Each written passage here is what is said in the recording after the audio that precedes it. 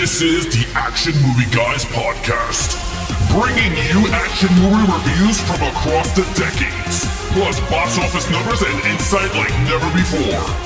And now, your hosts of the Action Movie Guys podcast, Alex and Nate. Welcome everyone to a brand new episode of Action Movie Guys podcast. Now this is episode 64, Indiana Jones and the Last Crusade from 1989. I'm your host Alex Figueroa. My co-host is Nate from Netflix Reviews. All right, Nate, how long has it been since you've seen Last Crusade? I will probably say as long as it's been since I saw Temple of Doom. So I will go with between 4 and 6 years, somewhere in that range. Yeah, I haven't seen this movie actually in a long time either. Again, I was waiting for the 4K set to come out before I rewatched the entire franchise. But I'm happy that I did, and we're gonna get right into the big movie review on this one because I've been dying to get into this movie review about Sean Connery, Harrison Ford. Same. But before we start, please, guys, if you guys are watching us on YouTube, please hit those subscribe buttons if you want to support this channel. Hit the like button if you enjoy these reviews. Hit those notification bells so every time movie reviews drop, you guys will be notified. I mean, we drop audio podcasts, reviews, and I do random movie reviews. I did Peppermint. I did the rhythm section. So it's going to be more coming. Non-team up reviews on your own. Yeah, pretty much. And then, of course, if you want to take us on the go, you could please follow us on Action Movie Guys on Spotify, TuneIn Radio, Apple Podcasts, anywhere you guys listen to your podcasts on. Hit those auto downloads so every time new episodes drop, you guys will get it on your phones, tablets, or anywhere you listen to us on. But with that said, let's get right into these box office numbers, Rotten Tomato scores, and then right into the meat of the show with the actual movie review. So let's start it off with Indiana Jones 1989 Last Crusade. Box office numbers. Here we go. Domestic, $197 million.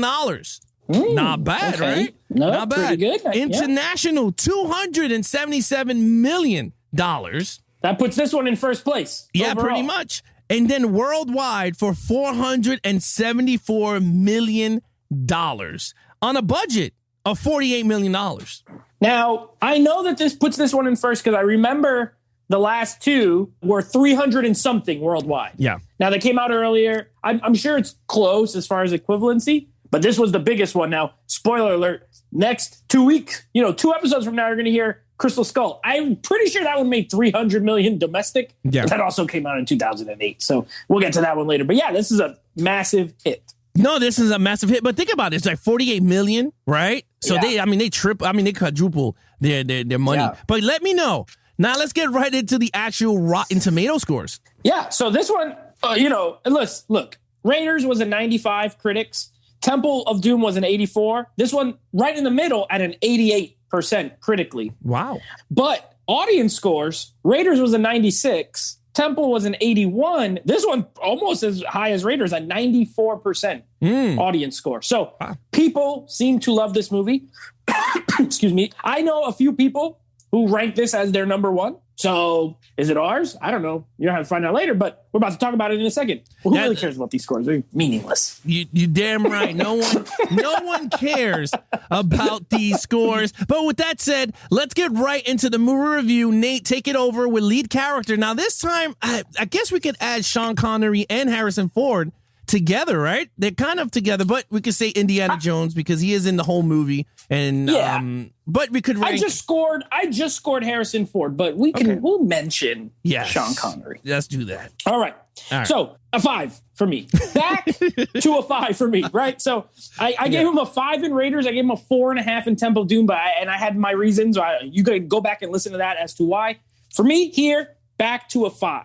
I thought this felt like the same Indiana Jones that was in the first film. Okay. Not as cynical, very much the adventurer back in. This one, it just felt like the first movie a lot more than Temple of Doom, period. Yeah. Like even the structure of it, right? Like you had the opening like action scene or whatever. And then he goes then there's a scene in the college and he's teaching a class and the guy comes in to get him. It's almost the whole beginning part is very similar to Raiders. But yeah, it's a 5. I thought Harrison Ford was great. He's a little older here, right? Because it's 8 years since the first movie.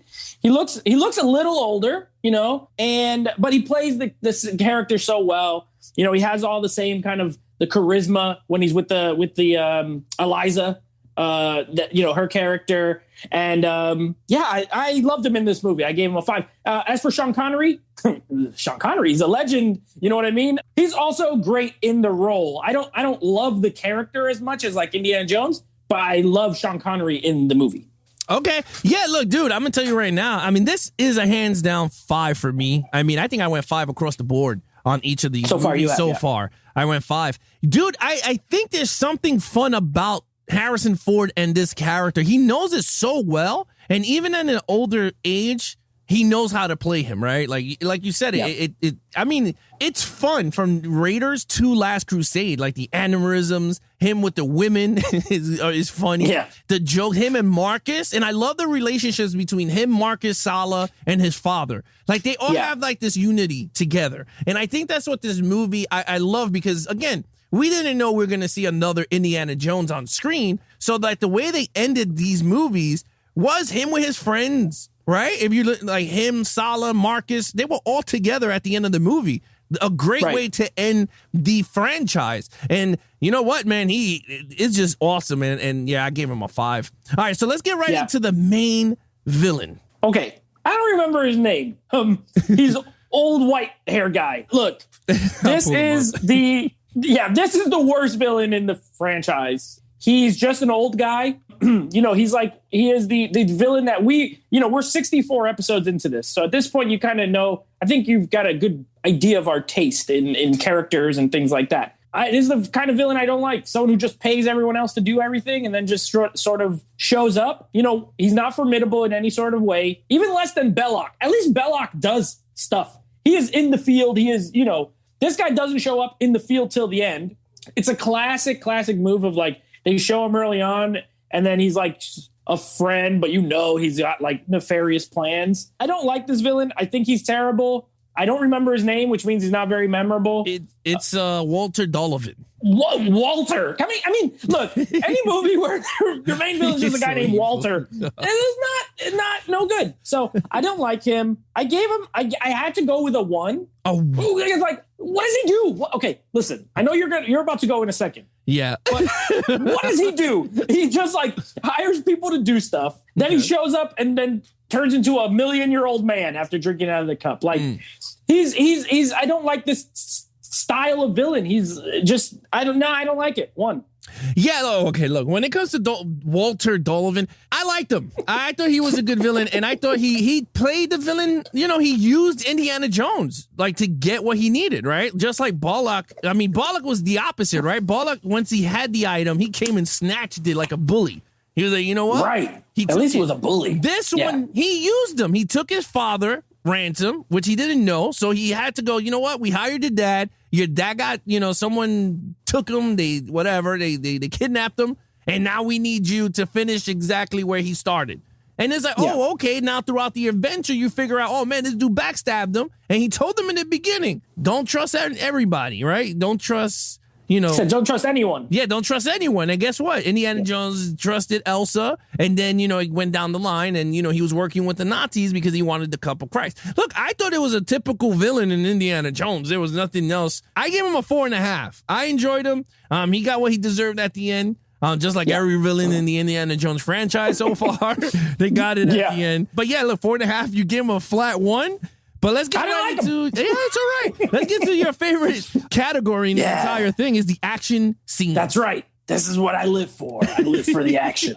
So guess what? It's great. A 5 out of 5. I haven't given anything less than a 5 so far. And I know that these are not traditional action films, right? They're adventure films. So at this point, what I do is I look at how many kind of set pieces there are, and then I look at how well they're executed. This one actually has more than the other ones as far as set pieces. Like there's a lot in this movie, and they did a lot of different stuff, which I like. And if you look at these first 3 movies, they all had very different style of set pieces, right? Whereas in the second one, you're in the caves and in the mines, you have the mine cart, which was unique, the bridge scene. In this one, you get like a dog fight with airplanes, which was new. That was awesome. You got the scene with the where they're driving. The driving one is not super, like there's a driving scene in the first movie, but it was cooler, like with the tank and the horse, Yeah. That was awesome. you would think a guy, a tank versus a guy on a horse, but not if it's Indiana Jones that's on the horse. It's it's tricky. You got a boat chase, right? With those in Venice. I liked it. I liked all of it. It all looks great. It's all well shot. It looks real. There was a couple parts where, again, I was just like, wow, what the heck? How did they do this? Or how did they do this without anyone dying, essentially? Because stuntmen doing stunts, I'm a big fan. 5 out of 5. It was great. Yeah, you know what? I got to say, for myself, it's a 5 out of 5 also. One thing with this action scenes is that you're in it. Like, it's weird. Like, these movies, like, we're up to the 3rd movie of the franchise. So far, you felt like you're with Indiana Jones in each of the adventure. Regardless if you didn't like Temple of Doom, you felt like you were with him regardless of how dark that story was. And even in this one, you're more invested because they threw you into these action scenes. Whether it's him as a young kid in the beginning of the movie, which I was so into it. I'm not even going to lie with you, with River Phoenix as the young Indiana Jones. I was really into it, the whole chase. It felt really right, that whole time period. And then one of the favorite scenes of mine, and I still think it's awesome, is when the guy puts the hat on River Phoenix, and then it goes right into him as older. I thought that was on the boat. Yeah, on the boat. Yeah, so awesome sequence. And I liked it. I thought it was really good. Him in the tank, when he's hanging on the tank, and the guy is like, "Skruss nicht, Gutmarski." And I was like, what the hell? And he like trying to hit him with the thing. I love that whole thing. I thought to me it worked very well. And it was very well paced. I guess that's a good way to say it, right? Like, each action sequences wasn't way too long, but it was really good paced on each of the sequences, and they know where to go from A to B in the storyline. They didn't just throw it there to throw it there. And I liked that. I thought that was pretty cool. So I gave it a 5. All right, so let's get right into the storyline of the film. Yeah, no, I'm glad you brought up the scene, the kind of prologue at the beginning. And I meant to mention it with lead character with the River Phoenix scene. I'll just include it in story because this one you get more backstory into Indiana Jones. You know what I mean? Like, that scene shows a lot. It shows when he was younger, he was in the Scouts, like Boy Scouts type thing. He was always been into artifacts. They show the relationship with his dad. Like, they get a lot done. They show how he got a scar on his chin. Like, they get a lot done with just that part of the movie as far as letting you into the character of Indiana Jones, which I thought was great. Like, it was, exactly, like why he's scared of snakes and stuff like that. I mean, like, he wasn't at first. And then that big freaking monster one comes out, and now all of a sudden he's scared of snakes. So I love the lion scene too during that train chase. It's still scary. Like, how the heck did they do this? It's terrifying.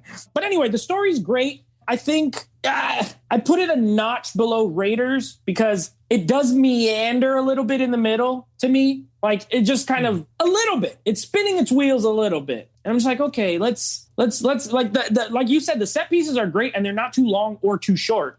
And there's enough of them. But when they're not happening, some of the story stuff, like when they're at the library with the girl, everything with the girl and then the Nazis and some of that stuff is like, it was just okay to me, but still great. I gave it a 4.5. As far as the story, I think it's a great storyline. Yeah, I mean, look, for myself, in terms of story, I gave it a 5. I was invested in the story. I loved the story. I loved it. That it was like for me, it felt like you were reading a book when you're watching this movie, right? You got the beginning, like you said everything. You see him as a young kid. You see how his father was ignoring the crap out of him. Like, you know what I mean? Like, so you saw that relationship. You saw the dog, Indiana, that he named, Indy, that he named after him in the beginning of the movie. You saw everything. And then it flashes forward to the present, which is 1938 into the movie, right? And now you get to see more of the story, right? Him and his dad had a 20-year layoff. They never talked to each other. So you got to see that unfold. And you're like, holy crap. And I liked it. I thought, this was pretty cool. And I liked the way how their relationship grew with the adventure. Because this is the first time his father was with him on an adventure. So it was like, whoa, this is pretty cool. And he got to tackle the adventure that his father wanted, right? Like, that was his thing, the Holy Grail, and he was with his father towards that to that goal. And I thought that was beautiful. I was like, this is an awesome way to end it off. I thought this was pretty cool. Their relationship is back to normal again. So for me, I gave it a 5. I think all the elements of this movie, I think, was very well done in this movie. I think that's what it boils down to. And I gave it a 5. All right, so let's get right into the overall. Yeah, and it's funny because we're reviewing this, the day after Father's Day. Yeah. And these last 2 Indiana Jones movies have a lot of father-son ties, you know, and we're going to get to Crystal Skull later, but they have that is a strong kind of a theme in the last two movies. So interesting. Yeah. It just kind of worked out that way. Overall, I give this a 4.5 out of a 5. Look, I didn't always love this movie, but rewatching it now, I liked it a lot more than I did last time I saw it. So I was like, okay, but you know, besides the villain, everything else I really, really enjoyed.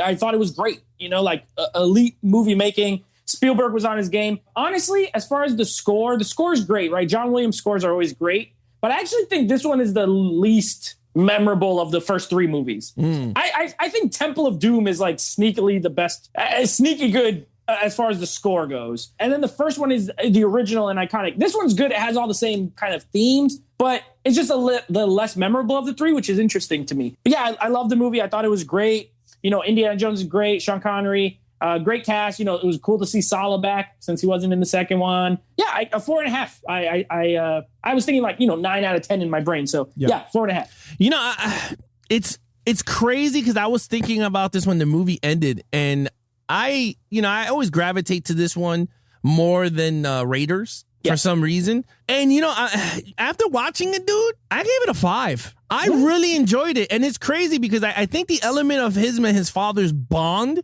was so strong in this movie. And for me, it made the movie. Like, because it's like, you know, they never talked to each other for 20 years. And I'm like, wow, that's crazy. And like, you saw his personality just switch towards the end. Like when he fell off with the tank, his father got very worried. He was like, I never got to say whatever. And then he looked over and then he hugged him. And then all of a sudden he went right back to, come on, Junior, let's go. You know? And I'm like, oh, damn, this is crazy. And then towards the end, and my favorite scene also at the end of the movie is when they're on the horses and he goes, don't call me. And then he's just like, whatever. Like, it is. And then they just run off to the sunset. I don't know. I think that was very well. This movie had a great blend of comedy, adventure, action, a thriller, I guess you want to call it, because there's certain parts of the movie that's very, you know, like a thriller part. I liked it. I thought it was really good. Even, let's just talk about that scene at the end when they're going for the Holy Grail. That's very dark. You got to chop their heads off. You got to walk on a leap. That's the darkest part, which is weird. The first two were more violent and kind of darker, and then this one is mostly lighter until they get to the cave and stuff. Then it gets like classic Indiana Jones. Yeah, so it, like, to me, I was like, wait, this is actually pretty cool. And he's like, Elsa, don't cross the seal. And she crosses the seal, and then all of a sudden the chaos erupts, and you're like, oh, damn. Right. And I thought that was fun. I mean, to me, I think the entire, because we're not even talking about Crystal Skull yet or the franchise ranking, but so far out of these three, I gotta say, this gotta be one of the best franchises from beginning to end. Right? I agree. Like, if you, I agree. Yeah, no, it's weird. I mean, to me, it's weird. Sitting down watching 1 through 3, I'm like, well, you could put Temple of Doom first, right? If you're watching them in order, will be Temple of Doom and then Raiders and then right into Last Crusade. And you're like, wow, this is a perfect franchise. Semi-perfect. I mean, it's not all going to be perfect, but it's one of the closest that you could just have fun, sit back, have a beer and chips, and it is a top tier franchise. Yeah, it's an upper echelon film franchise. You know, there's a few, right? There's a few in that kind of air, that air up there. Honestly, no matter what people say about the last few, like Star Wars is that kind of franchise. Very iconic, very known, very loved. This, I would put it in that category. It's in the same like level, right? If you were making a tier list. So I agree with you. Yeah. And the sad thing is that they dropped the ball on making a lot of them. That's just my point. That's my point of view. But with that said, Nate, you know what to do. Yeah. So my total comes out to a 20 out of a 25. Now, the only thing that kept this from being any higher was the villain for me. Like if the villain was even a 4, this would have been a 23 out of 25. Like, it was close. Very great movie. You know, I enjoyed it more this time than I did the last time I watched it. So, I thought it was great. 20 out of 25. Yeah, I give this a 24.5. I think this is a semi-perfect, I mean, close to a perfect movie there is in terms of the Indiana Jones franchise. Now, I'm not talking about perfect movie in movie history, but I mean, in terms of the franchise, comes close to Raiders, man. I think in terms of storyline and overallness, I think this is close to a perfect. But You know what to do, Nate. All right. So from that, that is our review of Indiana Jones and the Last Crusade. Next episode you will be hearing, we'll be continuing our Stallone month with a personal favorite, Demolition Man. Looking forward to talking about that one. Then next week you will be getting Indiana Jones and the Kingdom of the Crystal Skull, which may be a controversial episode. We're going to find out. And then the last of the Stallone movies, The Specialist, wrapping it all up with our franchise ranking. So be on the lookout for all these episodes. Yeah, so there you have it, guys. If you want to follow Nate over on Instagram, follow Nate at Nateflix Reviews. Check out the podcast with him and his friends called Nateflix Movie Reviews. If you want to follow Action Movies podcast, all you have to do is go to www.levelsofgeeks.com/podcast, where we have all our podcasts up there. And then the videos will be coming in because I'll be sprinkling them throughout. And then, of course, you can follow us on our Instagram at Action Movie Guys Podcast. And, of course, if you want to take us on the go, Action Movie Guys, search on any of the platforms on podcasts, and we will be there. Just put us on your ear and enjoy our reviews. But other than that, if you guys are watching us on YouTube, subscribe to the channel. If you enjoy what you're watching, hit the like buttons, hit the notification bell so you get any videos drop. You guys will be notified. Till then, I'm your host, Alex Figueroa, and that is Nate from Nateflix Reviews. And be awesome to each other and geek out.